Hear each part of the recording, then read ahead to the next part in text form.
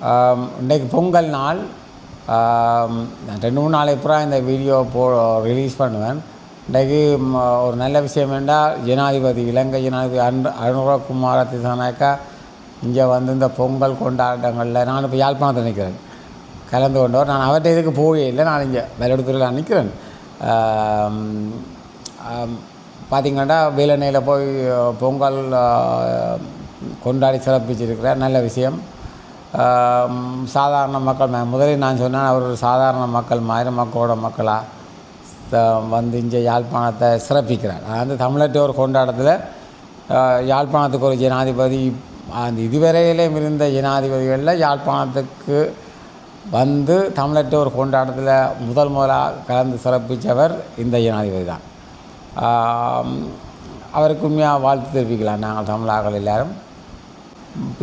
பார்ப்போம் இன்னும் என்னென்ன நடக்குதுன்னு சொல்லி இந்த அரசியல்.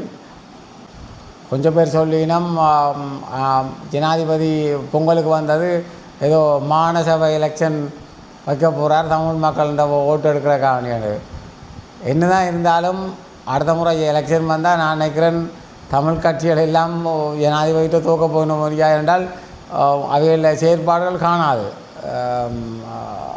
இப்போ பாருங்கோ கணக்க விஷயங்கள் ஜனாதிபதி செய்கிறார். இந்த மக்களுக்கு வீடு எல்லாம் கட்டி கொடுக்குறார். நான் அவர்கிட்ட கட்சி இல்லை அல்ல அவருக்கு செம்பு தூக்கையில் பொதுவாக சொல்கிறேன். நான் அந்த செயற்பாடுகள் சேனலில் ஆதரவு பார்த்திங்கன்னா இதே தமிழரசு கட்சி புறக்கணிச்சிருக்குது. ஆனால் சேனம் பயங்கரமாக போயிருக்காரு.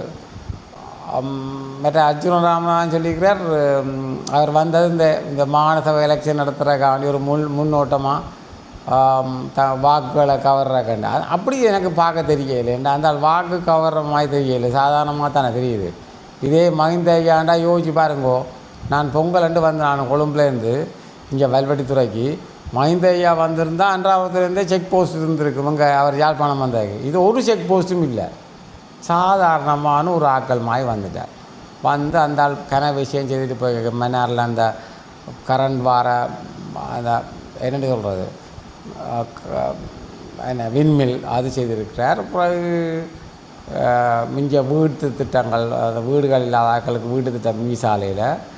பிறகு யாழ்ப்பாணத்தில் ஒரு நிகழ்ச்சி விஷயங்கள் எனக்கு கணக்கை சொல்லலாம் பட்டியலிட்டு நல்ல விஷயம் இருக்கிறார். ஜனாதிபதிகளுக்கு இவர் செய்கிற செயற்பாடெல்லாம் சூப்பராக கிடக்குது. திருப்பியும் சொல்கிறேன், தமிழற்ற திருநாளில் வந்து தமிழ் பகுதியில் வந்து அதை கொண்டாடினன்ற சிறப்பு நல்லதுன்னு சொல்லுவோம். நன்றி.